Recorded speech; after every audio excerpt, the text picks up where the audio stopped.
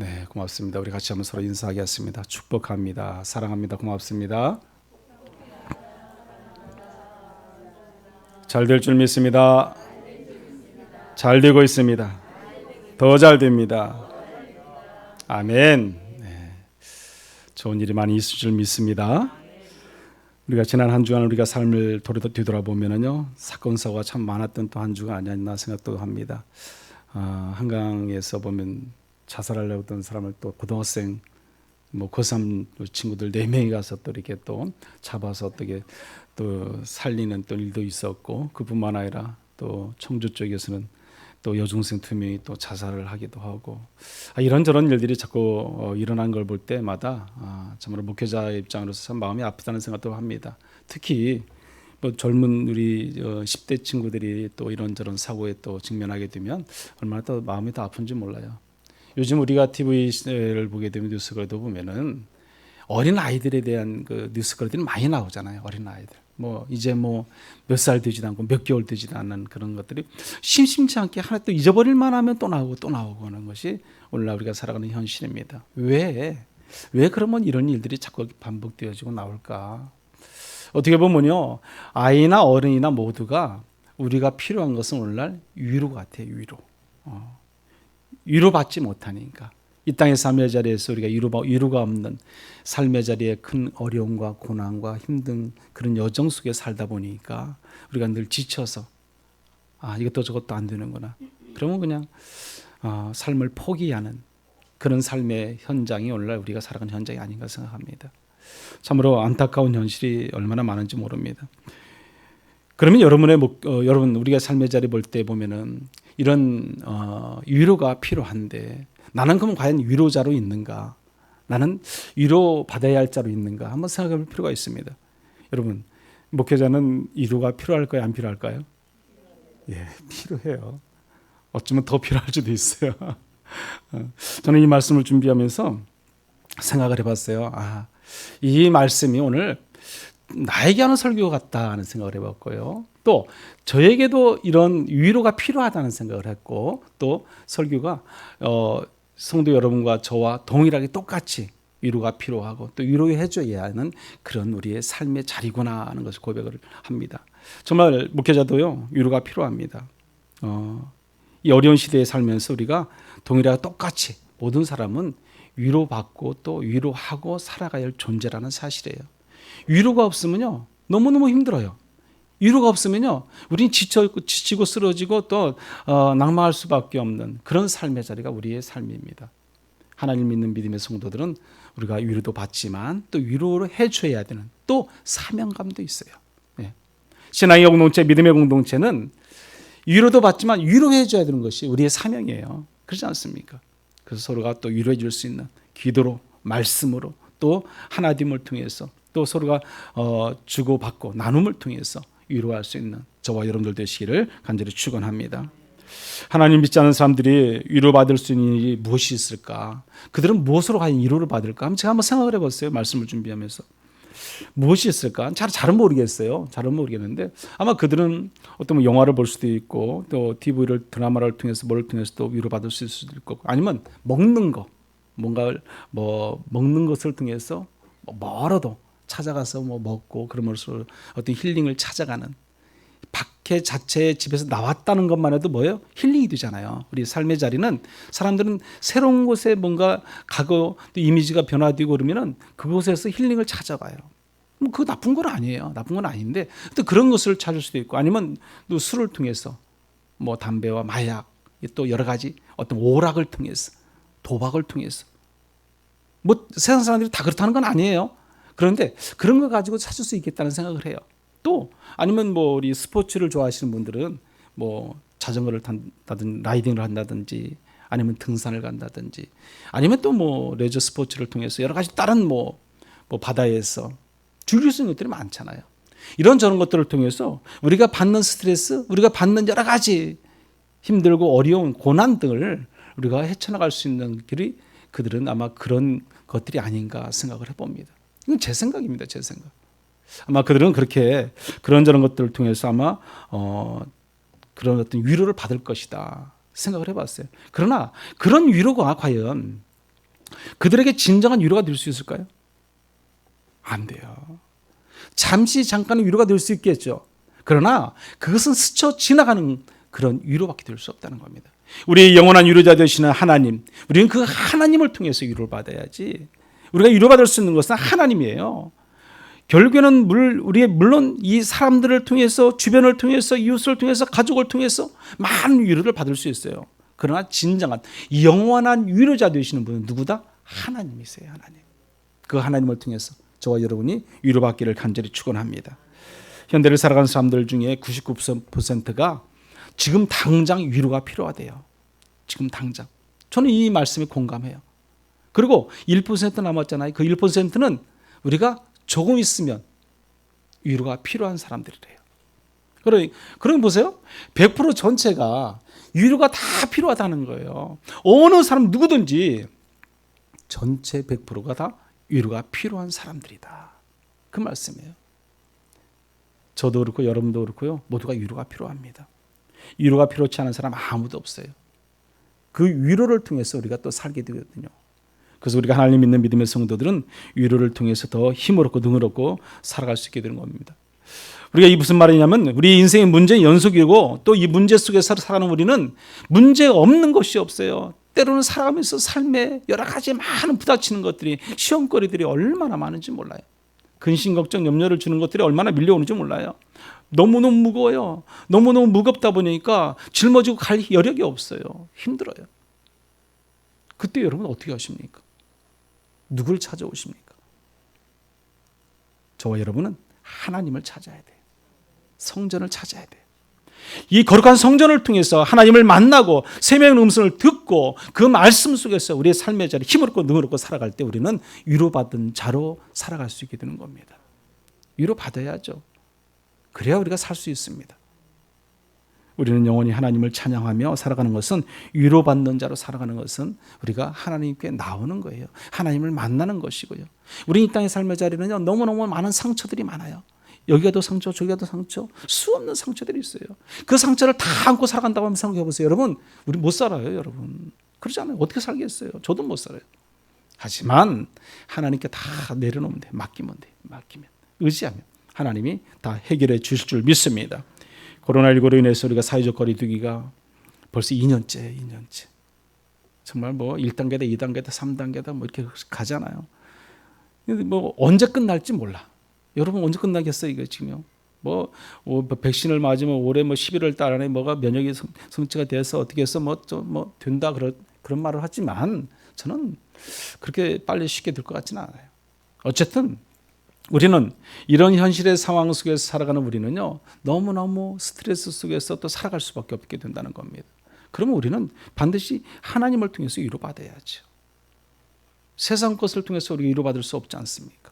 하나님께 맡기고 의지함을 통해서 위로받고 살아갈 때 우리는 더 힘을 얻고 살아갈 줄 믿습니다.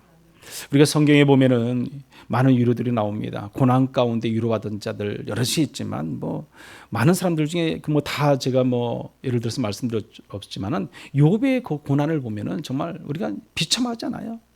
그 욥은요, 그 고난동 가운데 있을 때 욥의 그 세 친구들이 찾아오잖아요. 욥의 세 친구들이 찾아와서 욥을 위로합니다. 그게 바로 욥의 이제 2장에서 나오는데, 욥은 갑작스럽게 모든 재산을 다 잃습니다. 모든 가족을 다 잃습니다. 모든 종들까지도 사원까지 다 잃어버려요. 재산까지 다 잃었잖아요. 아무것도 없어요. 거기다가 심지어는 또 그 아내까지도 욕하고 저주하면서 죽으라고 말하고 또 떠나버립니다. 비참한 거죠. 한 가정이 순식간에 다 망가져 버린 거죠. 살아남은 사람은 욥 하나인데 욥은 사는 것도 겨우겨우 사는 거예요. 그것도 질고에 걸렸어요.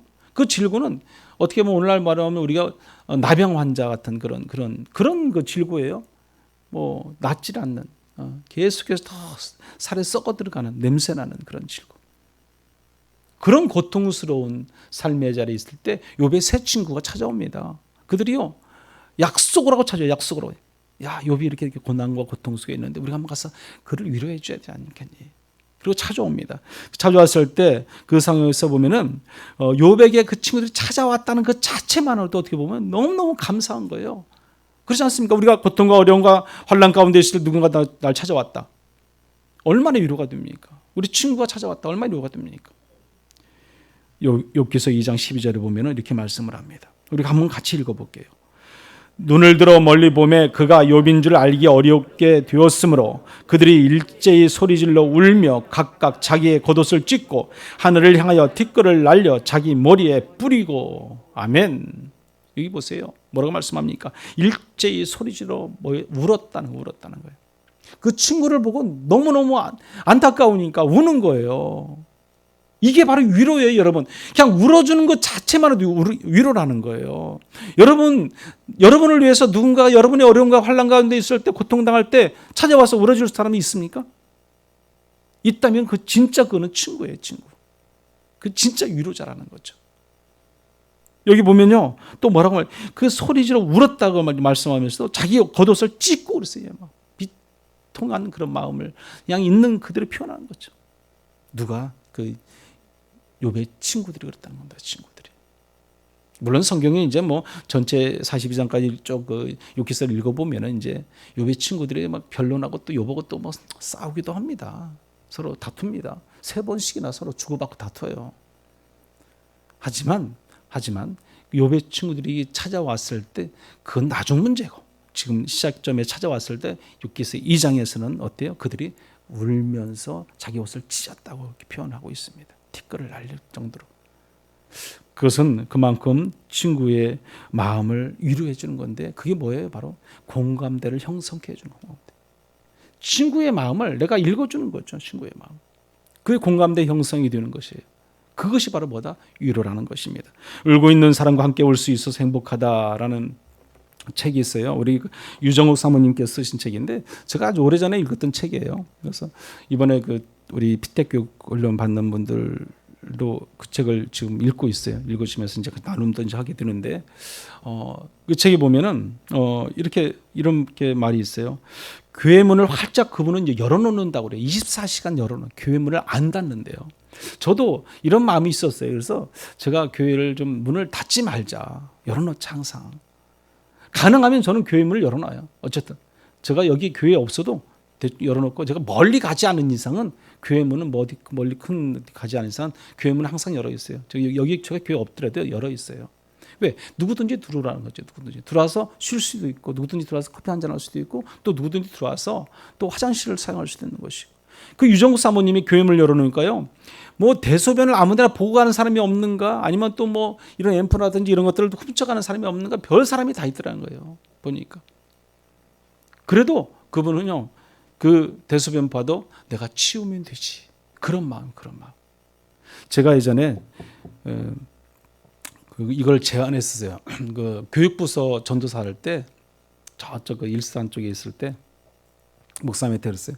목사님, 여기 우리는 바로 길가 대로변 옆이니까, 바로 대로변 옆에가 우리 교회 문이에요. 그래서 여기 화장실이 바로 옆에 있었어요. 이 화장실 문을 좀 열어놓죠. 제가 이제 제안. 저 전도사니까 제안을 할 수 있잖아요. 그래서 안 된다는 거예요. 왜 안 되냐 그랬더니, 여기 화장실이 담배 뭐 여러 가지 뭐 휴지 또 화장실에 막히고 안 된다는 거죠. 그래서 제가 그랬어요. 막히면 제가 뚫을게요. 제가 치울게요. 제가 그랬어요. 열어놓고 지나가는 사람들이 이 화장실을 쓰게 하자. 그럼 얼마나 좋겠어요. 그럼 사람들이 화장실 이미지도 그걸 쓰게 됨으로 인해서 교회를 더 이미지를 좋게 여길 것이고, 우리가 전도하는데도 더 이익이 될 것이고, 또 얼마든지 그 사람들의 마음을 움직일 수 있는 그런 것이 아니냐. 그런데 허락을 안 하더라고요. 끝내는 거 허락이 안 됐어요. 그래서 못 열어놨어요. 저는 열어놓고 싶은 마음이 불뚝 같았는데 그게 안 되더라고요. 지금도 우리 교회도 보면 여러 사람들이 다니다 보면 화장실을 들어오는 사람들도 많이 있어요. 그래서 저는 일부라도 열어놔요. 와서 화장실라도 봐라. 좋지 않습니까? 교회가 교회 역할을 감당할 때 하나님이 기뻐 받으시는 겁니다. 우리가 오늘날 교회가 그렇게 하지 못해서 여러 가지 안타까움이 있는데, 이 유정욱 사모님은요, 그러다 보니까 어느 날도 부부가 와서, 부부가 아니죠. 그러니까 그 부부 싸움을 한 그 여자분이 오셔서 그 교회 와서 막 시큰 울고 있더래요. 그래서 울고 있어서 가서 얘기해 보니까 이렇게 부부 싸움하고 왔다 이렇게 해서 그 말을 해주고 근데 갔는데, 그 다음 주에 남편이랑 같이 그 교회에 왔더래요. 그 여자분이. 아니, 그냥 교회 문만 열어놓으니까 스스로 전도가 되는 거잖아요. 전도가. 그런 일들이 비일비재 많이 일어났다고 그 책에는 기록하고 있습니다. 우리가요, 교회의 문을 열어놓음으로써 그 교회에 와서 울 수 있는 사람들이 있는 거죠. 눈물을 흘리고 교회에 와서 하나님을 찾고 하나님을 만나고 정말 못할 곳에 가서 누가 하소연할 수 없는 사람들이 이 성전을 찾아서 다시 또 주님을 만나게 되는 겁니다. 그러면서 그 책에 써 있는 말이 뭐라고 말하냐면 교회 문을 활짝 열어놓으면 천사도 오고요. 또 누가 오냐면 주님을 간절히 기다리고 계시는 여러 잃어버린 영혼들이 온다. 이렇게 책에 써 있더라고요. 그 말이 맞는 것 같아요. 말이 맞는 것 같아요. 저도 그래서 가능하면 교회를 이렇게 좀 오픈하려고 하고요. 제가 지금 아직까지도 앞에 게시판을 못 만들었는데 게시판 안에 만들 거야. 우리 거기다 뭐 우리 교회 예배 뭐 그냥 뭐 그거보다는 그냥 아무나 와서 들어와서 쉬라고 쉬는 공간. 그래서 좀 글씨를 지금 제가 찾고 있는데 글씨가 지금 이렇게 쓰고 있는데 이게 좀 확실하게 제 마음에 안 들어서 아직까지 못 만들었어요. 그래서 나무로 해서 하나 이렇게 만들려고 지금 주문하려고 그러는데 아직 못했습니다. 우리 교회는 그렇게 해야 된다고 생각을 해요. 그러면 자연스럽게 교회도 여기 유종옥 사모님께서 말씀했던 것처럼 전도도 되고요. 또 영혼군을 위해서 더욱더 나아갈 수 있는 그런 공간이 되리라 저는 생각을 합니다. 그렇습니다. 우리의 마음을 알아주고 그 마음을 공감할 필요가 있는 것 같아요. 그게 바로 진정한 위로 같아요. 여러분, 제가 여러분의 마음을 알아주고 여러분이 제 마음을 알아주면 우리는 서로가 위로가 되는 거예요. 위로도 해주고 위로도 받는 거라는 거죠. 그것이 진정한 위로예요. 신앙의 공동체, 이 교회 공동체 성도들은 그런 위로가 있어야 돼요. 그런 위로가. 그 가운데 저와 여러분이 늘 위로받고 살아가기를 간절히 축원합니다. 여러분 우리가 요한복음 그 11장에 보면은 죽은 나사로 이야기가 나와요. 죽은 나사로 이야기. 그 죽은 나사로 이야기에 보면은 그 마리아가 얼마나 그 나사로를 그 오라버니를 생각하면서 그 죽은 오라버니를 생각하면서 울부짖습니까? 그 요한복음 11장 33절에 보면 이렇게 말씀을 해요. 한번 같이 읽어보죠. 예수님께서 그가 우는 것과 또 함께 온 유대인들이 우는 것을 보시고 심령의 비통이 여기시고 불쌍히 여기사. 아멘. 여기도 보면 우는 것을 보시고 심령의 비통이 여겼다 말씀합니다. 불쌍히 여겼다 말씀을 합니다. 그래서 35절에 보면 또 예수님께서 눈물을 흘리시더라 그런 말씀도 있어요. 요한복음 11장 35절에 보면 예수께서도 뭐를 흘렸다? 눈물을 흘렸다는 겁니다. 우리가 서로 울어주는 건 정말 참 중요한 것 같아요. 그보다 더 큰 위로가 없을 것 같아요. 그런 공감이 어디 있습니까? 그거야말로 말 한마디는 안 해도 그냥 위로해 주는 것이에요. 내가 울어주면 다 끝나는 것 같아요. 우리 믿음의 성도들이 그런 위로자가 되시기를 간절히 축원합니다. 욥기서 2장 13절에 보면 또 이렇게 말을 해요. 밤낮 7일 동안 그와 함께 땅에 앉았으나 욥의 고통이 심함을 보므로 그에게 한마디도 말하는 자가 없었더라. 아멘. 욥의 세 친구들의 말이에요, 여러분. 왔어요. 왔더니 기가 막히게 막 울었어요. 옷을 다 찢었어요. 그 7일 동안 있는데도 너무 욥의 모습이 고통스러운 모습을 보니까 자기들이 그냥 너무 힘든 거죠. 욥에게 아무 말도 안 하는 거예요. 아무 말도. 그냥 7일 동안 그냥 똑같이 묵묵히 앉아 있는 거죠. 아무 말 하지 않고 그의 고통에 같이 동참하는 동참. 참 중요한 것 같습니다. 7일 밤낮을 그 곁을 지켰다는 것은 그것도 말없이 그냥 있어주기만 하는 것. 어떻게 보면 그게 진정한 위로 같아요, 여러분. 이런 말 저런 말 많이 해서 우리가 위로받는 것이 아니라 진정 위로는 가만히 있어주는 거예요. 내 친구 곁에 있어주는 것, 앉아 있어주는 것만 해도 진정한 위로가 된다는 것입니다. 우리 믿음의 성도들이요, 우리 성도님들이 어려움을 당하고 고통을 당하고 슬픔을 당할 때 그냥 가서 손만 잡아줘도 위로가 되는 거예요, 여러분. 말 안 해도 돼요. 말할 필요 없어요, 여러분. 침묵하세요. 그냥 가서 옆에만 있어주세요. 아니 그냥 가서 좀 눈물을 한 번만 흘려줘도 그게 진정한 위로가 된다는 거죠. 힘없게 되는 겁니다. 우리 믿음의 성도들은 그런 위로가 되어야 할 줄 믿습니다. 조셉 베일리라는 사람이 쓴 책이 있어요. 세 명의 아들을 무덤에 묻고 나서라는 책이 있는데 세 명의 아들을 이렇게 죽어서 다 무덤에 묻었어요. 그러고 나서 쓴 글이 이런 글이에요. 난 슬픔에 잠겨 앉아 있었다. 그때 누군가 내 곁에 와서 신의 섭리에 대해 그리고 왜 이런 불행한 일이 일어났으며 무덤 너머에 어떤 희망이 있는가에 대해 설명했다. 그는 계속해서 많은 얘기를 했다. 내가 느끼기에도 진실이라고 여겨지는 내용이었다. 하지만 난 그가 그만 가주기를 바랄 뿐 그랬어요. 그 얘기가 틀린 얘기가 아니라 맞는 얘기라는 진실된 얘기라는 거예요. 그런데도 어때요? 그냥 그 가주기를 바랄 뿐 아무런 감동을 받을 수 없었다. 마침내 그는 자리를 떴다. 그때 또 다른 사람이 와서 내 곁에 앉았다. 그는 그냥 1시간이 넘도록 아무 말 없이 내 곁에 앉아 있었다. 내가 무언가를 말하면 귀 기울여 들어주고 간단히 대답하고 조용히 내 손을 잡아준 다음에 내 곁을 떠났다. 난 그에게서 큰 감동과 위안을 받았다. 난 그가 떠나는 것이 싫었다. 이렇게 글을 써 있었습니다. 그렇습니다. 이 이야기를 들은 이야기들이 아무리 진실이라도 말이 많고요. 지금 그 상황에 따라서 그 상황 속에서 여러 가지 좋은 말을 해준다 해서 그것이 위로가 다 되는 것이 아니라는 거예요, 여러분. 이렇게 때로는 그냥 침묵으로 있어줘도 옆에만 있어줘도 그것이 크나큰 위로가 된다는 사실입니다. 저와 여러분은 우리 믿음의 성도들끼리 서로 그런 위로가 되기를 간절히 소망합니다. 우리의 믿음의 성도는 서로가 서로를 위로해 줘야 돼요. 그것이 가장 먼저는 기도예요. 기도로 늘 우리가 중보해 줘야 되고요. 또 그뿐만 아니라 서로가 물질도 나눌 수 있으면 나눠줘야 되고요. 뿐만 아니라 우리의 마음을 나눠주고 또 손을 잡아주고 같이 함께하는 그것이 진정한 위로자입니다. 우리 예수마음전교회 성도 여러분 모두가 그런 성도들이 되기를 간절히 축원합니다. 사람이 선물이라는 그 책이 있어요. 조정민 목사님이 쓴 책인데 그 목사님이 쓴 책 중에 이런 말이 있습니다. 내가 행복한 사람은 남을 불행하게 만들려고 애쓰지 않습니다. 그렇습니다.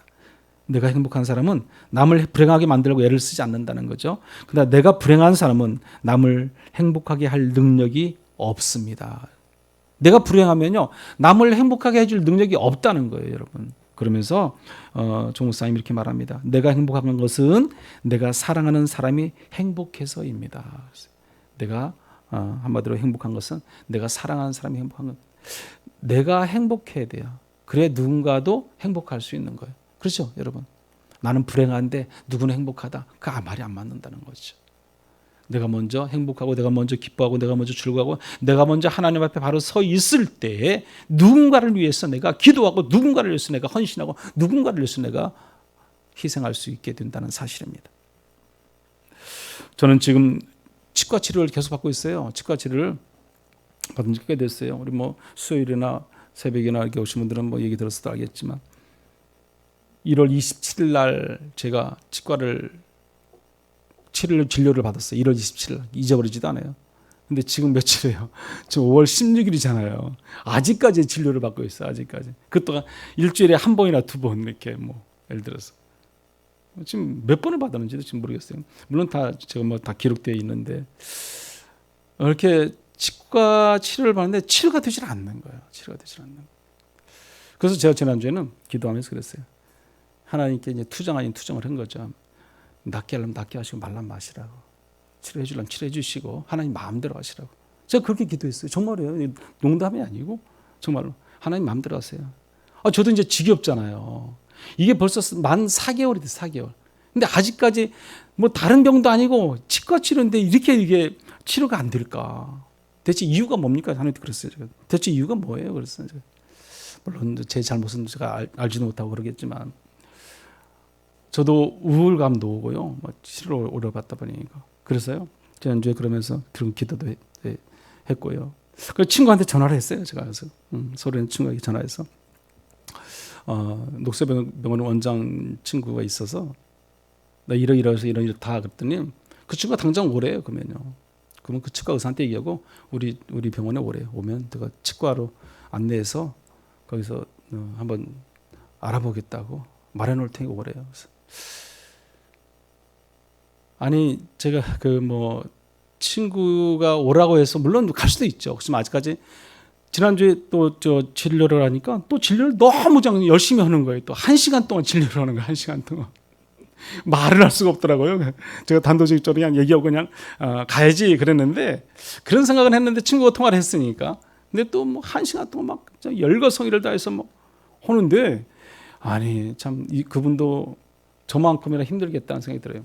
그분이 저한테 그랬어요. 자다가도 생각난대요. 자다가도. 누가? 제가. 자기도 치료가 안 되니까. 근데 그분이 좀 실수를 한 게 좀 있어요. 어떻게 좀. 그래서 제가 보기에는 그때 한번 어떻게 찔른 것이 잘못되어진 것 같은데 근데 그것이 아직까지도 이렇게 안 되더라고요. 어쨌든 치료가 돼야 되는데 되지 않으니까 좀 어렵다는 생각을 좀 많이 합니다. 그래서 그 녹색병원 원장했던 친구가 그런 말을 해요. 요즘은 의사들도 많은데 옛날 같지 않았어요. 돈을 많이 생각하는 의사들이 많다는 거예요. 그 친구는 저는 그런 친구는 아니에요. 제가 잘 알지만. 그래서 그러다 보니까 돈이 드는 뭐 치료는 잘한대요. 막 신중하게 열심히. 돈이 안 되는 치료는 그냥 대충 한다는 거예요. 그러면서 제가 그때 무릎 수술할 때도 그 친구가 그랬어요. 절대로 작은 병원 가지 마. 작은 병원 가지 마. 내가 물어보니까 큰 병원에 가라고. 종합병원, 대학병원에 가라. 그렇게 말을 하더라고요. 저는 거기는 이제 친구 병원은 너무 멀고 그러니까 제가 이제 거기 갈 수도 없고 그래서 안 가는데 그 종합병원 갔는데 그때 말을 제가 안 들었어요. 안 들었는데 아니라 다를까 그때 제가 고생 꽤나 했지 않았습니까? 그런 것 같아요. 요즘 의사들을 또 보면은 어떤 그 돈 버는 데는 더 이렇게 열심히 또 하지만은 또 그것이 돈이 안 된다 생각하면 너무 이렇게 소홀하게 또 치료도 하고 그러는 것 같아요. 어쨌든 이렇게 또 친구가 오라고 하고 또 오면 또 이렇게 또 진료를 같이 봐주겠다는 그 친구 이 자체 있는 것만 해도 정말 위로가 되더라고요. 우리는 늘 그런 위로가 돼야 돼요. 위로가. 서로가 위로의 손길, 위로의 마음, 위로의 사랑, 위로의 기도를 통해서 우리가 살아갈 수 있어야 됩니다. 어느 누구가 됐든 특히 하나님을 믿는 믿음의 성도들은 모두가 위로자예요. 위로자. 우리가 위로를 못하면 안 되는 거죠. 위로도 받지만 또 위로자로 우리는 살아가야 된다는 것입니다. 이 지역에 와서 벌써 목회한 지도 제가 이제 4년째입니다. 4년째인데 이렇게 저렇게 이제 이 지역 사람들을 만나고 알게 되는데 아직까지 제가 이 사람들한테 교회 나오세요 그런 말 한 번도 안 했어요. 아직까지. 때가 아니에요. 때가. 제가 볼 때. 그래서 안 했어요. 그래서 제가 5년까지는 안 하겠다 그랬어요. 5년까지. 저는 인사만 해요. 인사만 하는데도 지난주도 보면요. 여기 이서우 장로님이라고 계세요. 이 장로님. 이서우 장로님 우리 교회 저하고는 상관도 없지만 근데 그분이요. 정말 어떤 분이냐면 아침에 한번 저녁에 한번 늘 복음 제시하러 나가시는 분이에요. 여기서요. 전도로. 대단한 분이시잖아요. 저는 그런 분 정말 존경합니다. 존경해요. 어쨌든 대단한 분이에요. 대단한 분. 여러분 하루에 2번씩 전도로 나가보세요. 정말 그분은 정말 대단한 분이다 저는 생각을 합니다. 그분은 분인데 그분이 늘 하는 말이 저는 선지자라는 거예요. 선지자. 구약적인 이제 예를 들어서 그 선지자는 늘 대접을 해야 된다는 거예요. 그분이 뭔가를 잘 가져오세요. 그분이 혼자 사시는데 저 산속에 혼자 사시는데 뭐 이것 가지고 저거 가지고 지난주 2번이나 뭘 가져오셨어요. 뭘 가져오신지 아냐면요. 미나리 있잖아요. 돌미나리. 어디 거기 옆에 또 뜯으신 것 같아. 그거 뜯어서 가져오시고 어제 그저께는 또 뭘 가져오시냐면 얼간이 막 그 배추 이렇게 좀 해서 얼갈이 같은 거 있잖아요. 그걸 또 가져오셨어요. 그럼 사모님 힘들게 하는 거죠. 근데 귀한 거잖아요. 근데 어제는 토요일인데 어제 제가 설교 준비하고 있는데 누가 이렇게 왔다 가세요. 이렇게. 그런데 보니까 여자분이 왔다 가신데 누가 나가봤어요. 그랬더니 여기 지역에 사시는 어르신이에요. 2분의 어르신인데 저 그분 이름도 몰라 아무것도 몰라요 그냥. 근데 또 그분이 또 요즘 상추를 집에서 기른 상추를 만큼 놓고 가시는 거예요 또. 네.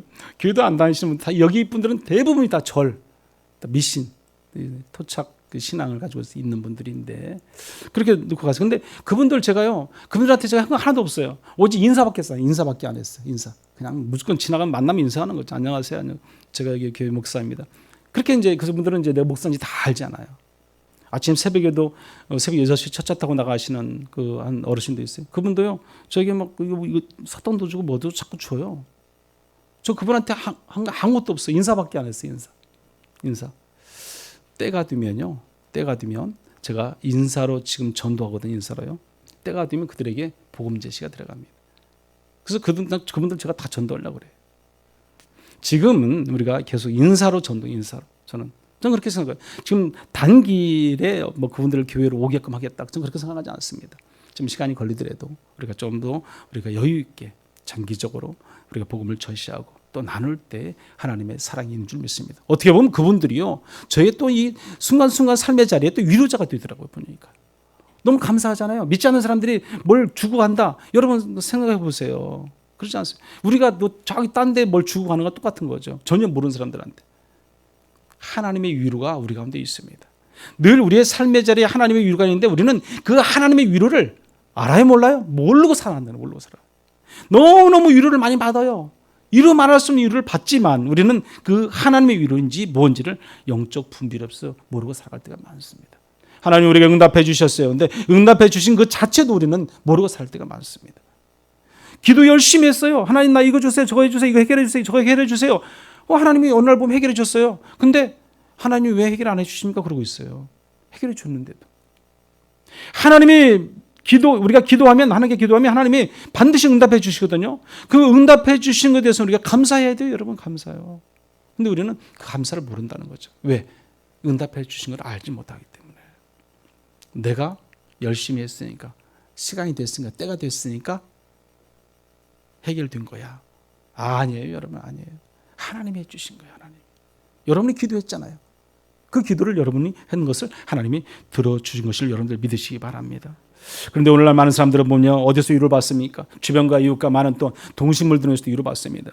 한 SNS 보니까 SNS도가 아니라 우리 주변에 오늘 얼마 전에 보니까 모 프로그램의 그 진행 사유자의 사유자.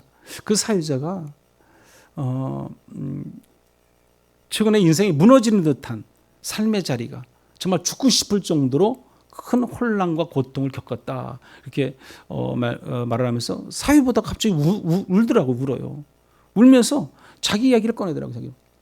그래서 자기가 길 가던 고양이를 어떻게 다친 고양이를 이렇게 치료를 해줬다는 거예요. 보호해줬다는 거예요. 그래서 보니까 그 인연이 돼가지고 그 고양이를 다시 자기가 이제 기르게 됐다는 거죠. 기르게 됐다는 거예요. 그러면서 이렇게 눈물 이렇게 바다가 튀고 그러면서 그 진행자가 하는 얘기가 뭐냐면 내가 고양이를 구해준 것이 아니라 고양이가 나를 구해줬다. 그러면서 고양이를 통해서 뭘 받아요? 위로를 받더라고요. 위로. 고양이가 자기의 위로자다. 그렇게 생각하더라고요. 그래서 고양이가 늘 같이 하면서 SNS를 통해서 고양이 사진도 띄워 보내기도 하고 많은 사람들과 또 이렇게 대화도 하고 그러면서 자기의 자기는 여러 가지 많은 고통과 어려움 가운데 그 현실을 30년 동안 그 연기 생활하면서 이렇게 하면서 자기가 모든 걸 다 잃었다는 거죠. 자기 가족마저도 자기를 떠나고 가족도 위로하지 못하는 것을 이 고양이가 자기를 위로하더라 이렇게 말하는 걸 제가 보았습니다. 그렇습니다, 여러분. 요즘은요 동물들을 통해서 뿐만 아니라 세상의 많은 주변 것들을 통해서 우리는 위로를 받고 살아가는 세상이 오늘날 우리가 살아가는 세상입니다. 그러나 하나님을 섬기고 믿는 우리들은요 우리의 위로자는 누구예요? 하나님이세요. 하나님. 영원한 하나님. 마태복음에 보면 이런 말이 있어요. 5장 4절에 보면은 애통하는 자 복이 있나니 그들이 위로를 받을 것이요 그랬어요. 애통하는 사람 간절히 부르짖고 나가는 사람은 뭐에 복이 있다는 거예요. 복이 있다는 거예요. 애통이 복이에요. 애통이 복. 여러분 복 받는 자의 삶이 어디에 있어요? 애통할 때, 간절히 사모할 때. 그래서 우리가 보면 애통하면 복을 받습니다. 그래서 애통이 다시 말하면 간절함인데 우리가 한나가요. 여러분 보세요. 한나가 절박한 심정으로 성전에 나와서 기도했잖아요. 눈물로 기도하잖아요. 울부짖으며 기도하잖아요. 방언하면서 기도하잖아요. 그 남편이 엘리가 알지 못해 그걸요. 술 취했나? 아니잖아요. 애통이에요. 애통. 간절함이죠. 그곳에 뭐가 있었어요? 위로가 있다는 거예요. 사무엘을 하나님께서 허락하십니다. 사무엘을 낳게 해주잖아요. 여러분뿐만 아니라 혈루증을 앓았던 여인의 그 모습을 보세요. 그 여인이 정말 12해 동안 고통과 신음하며 살았어요. 안 나서요. 모든 병원 다 다니고 낫질 않아요. 돈이라는 돈을 다 써봤어요. 해결되지 않습니다. 이제 돈도 없어요. 아무것도 없어요. 이제 그가 살 길은 어디예요? 오직 예수님. 예수님의 옷자를 만졌을 때 그는 어때요? 그 혈루증이 치료되고 회복되더라는 겁니다. 예수님의 옷자락밖에 없어요. 예수님밖에 없다는 거예요. 누굴 만나겠습니까? 예수님 만난 삭개오를 한번 보세요, 여러분. 그 예수님 만난 삭개오 어떻습니까? 그는요 어쩌다 보니까 세리장이 됐잖아요. 세리장이라면 당연히 남의 돈을 이렇게 걷어야 되는 세리니까 세금을 걷어야 되잖아요. 손가락질을 받고 여러 가지 미움을 받을 수밖에 없는 그런 현실의 삶을 살고 있잖아요. 그런 그가요. 기쁨이 없어요. 즐거움이 없어요. 삶의 자리가 아무 낙이 없다는 거예요. 돈은 많고 내가 풍부하고 여유가 있고 내가 막 좋은 차 타고 좋은 집에 살지만 아무 낙이 없는 삶을 살아가는 거예요. 그러던 그가 어때요? 뽕나무로 올라가잖아요. 뽕나무. 그게 위로예요, 위로 여러분. 뽕나무 자체가 위로라는 거예요. 예수님을 만나 주십니다. 위로자, 위로. 바디메오도 마찬가지예요, 여러분. 바디메오가 정말로요. 그는 소식을 들었잖아요. 여러분, 바디메오의 소식을 들은 것이 뭐예요? 예수란 분이 지나가면, 예수란 분이 오기만 하면 죽은 자도 살리고요. 병든 자도 다 고치고 눈먼 자도 눈뜨게 해주고 그런 소식을 들었어요. 근데 그 소식을 들었지 뭐 얼굴을 봤으면 뭘 했습니까? 그냥 믿었어요. 믿었어요. 믿음의 믿음. 내가 낳고자 하는 믿음이거든요. 그 믿음을 그는 가지고 늘 기다리는 거예요. 누구요? 예수님 기다리는 거예요. 예수님이 지나가기만 하면 언젠간 오시겠지. 다윗의 자손 예수여 나를 불쌍히 여기소서. 그는 눈을 뜨게 됩니다. 여러분, 위로의 위로. 애통함이, 간절함이 위로라는 사실이에요, 여러분. 마태복음 5장의 말씀처럼 우리가 간절함으로 부르짖고 나갈 때, 애통할 때 하나님께서 우리에게 위로를 해 주십니다. 오늘 저와 여러분이 간절함을 통해서, 기도를 통해서, 부르짖음을 통해서, 성전을 사모함을 통해서요 위로받는 저와 여러분들 되시길 바랍니다. 그런 위로가 있어야 돼요. 그런 위로. 위로를 받았으면 위로자로서 또 살아가는 것이 믿음의 성도예요, 여러분. 믿음의 성도. 내가 위로받았는데 위로자로 살지 못한다. 그건 사명자가 못 되는 거예요, 여러분. 그러지 않습니까? 여러분, 아까도 언급했지만 그 사람이 선물이다 조정민 목사님께서 또 책에 이런 말을 이렇게 기록되어 있어 보니까요. 백신을 대해서 언급한 말이 있더라고요. 보니 백신에 대해서. 내 상처가 나으면 나는 미래의 백신이다. 이렇게 기록하고 있습니다. 나와 같은 아픔을 겪고 있는 사람들에게 나는 특효약이다. 주위를 살피면 오직 나만이 힘이 되어줄 수 있는 사람이 있습니다. 이렇게 써놨어요. 내가 한마디로 상처가 있는데 그 상처가 나았어요. 그러면 내가 곧 뭐다? 백신이라는 백신. 내가 백신이니까 또 누군가를 내가 낫게 해줄 수 있다는 거예요, 여러분. 내가 예수를 믿었어요. 내가 하나님을 믿고 구원받았어요. 천국을 소망할 수 있는 그런 믿음을 가졌어요. 믿음의 확신 가운데, 부활의 확신 가운데 내가 살아간다. 그러면 우리는 그 사명자로서의 그 복음을 전할 수 있어야 되는 겁니다. 그게 바로 백신이에요. 오늘 저와 여러분들이 그런 백신의 역할을 감당하기를 간절히 축원합니다. 우리의 사명자래요, 사명자. 그렇지 않습니까? 우리는 다시 말씀드리면 이 땅의 성도의 위로자라는 위로자. 그러나 우리의 영원한 위로자 되시는 분은 여호와 하나님이세요. 하나님. 주님밖에 없습니다. 우리는 잠깐 위로의 손길, 위로의 마음을 전할 수 있지만 영원한 우리의 위로자 되시는 분, 그분은 예수 그리스도라는 사실입니다. 우리는 그분을 믿고 의지하며 살아가는 겁니다. 그런데 우리 모두가 그 백신의 역할을 우리도 감당할 수 있어야 한다는 것입니다. 그러면 여러분들 진정한 위로자 누구신 우리 여호와 하나님, 그 하나님, 오늘 본문의 말씀 한번 다시 한번 읽어보겠습니다. 3절 말씀 같이 한번 읽어봅니다. 시작. 찬송하리로다. 그는 우리 주 예수 그리스도의 하나님이시요 자비의 아버지시요 모든 위로의 하나님이시며 아멘. 우리의 모든 위로의 하나님, 그 하나님을 통해서 우리가 힘을 얻고 능을 얻고 위로받고 또 위로자로 살아가는 저와 여러분들 되시기를 간절히 축원합니다. 거룩하신 하나님 아버지, 참으로 감사를 드립니다. 우리의 힘이시오 위로자 되시는 여호와 하나님을 찬양하며 경배하며 믿으며 의지하며 살아갈 수 있도록 늘 세임과 능력과 은혜를 허락하여 주신 것도 감사를 드립니다. 믿음의 공동체, 교회, 성도의 공동체가 서로를 위로하고 또한 위로받고 공감대를 형성하며 우리가 침묵하며 옆에 있어주는 것만 해도 위로자임을 알게 하여 주옵소서. 서로가 서로를 위해서 늘 중보하기를 원합니다. 기도의 손길을 통해서 그의 마음과 가정과 삶의 자리, 직장과 사업장까지도 서로가 서로를 위로할 수 있는 믿음의 귀한 성도의 삶이 되게 도와 주시옵소서. 진정한 위로자는 애통인 줄 믿습니다. 간절함인 줄 믿습니다. 하나님께 간절히 기도하고 나갈 때 우리의 기도를 들으시고 또 능력 주시고 놀라운 기적의 역사를 베풀어 주실 줄 믿습니다. 우리의 위로가 서로가 되게 하시고 그로 인해서 새 힘을 얻고 능을 얻고 늘 힘있게 능있게 살아가는 우리 모든 성도의 삶이 되게 도와 주시옵소서. 예수님의 이름으로 기도드리옵나이다. 아멘.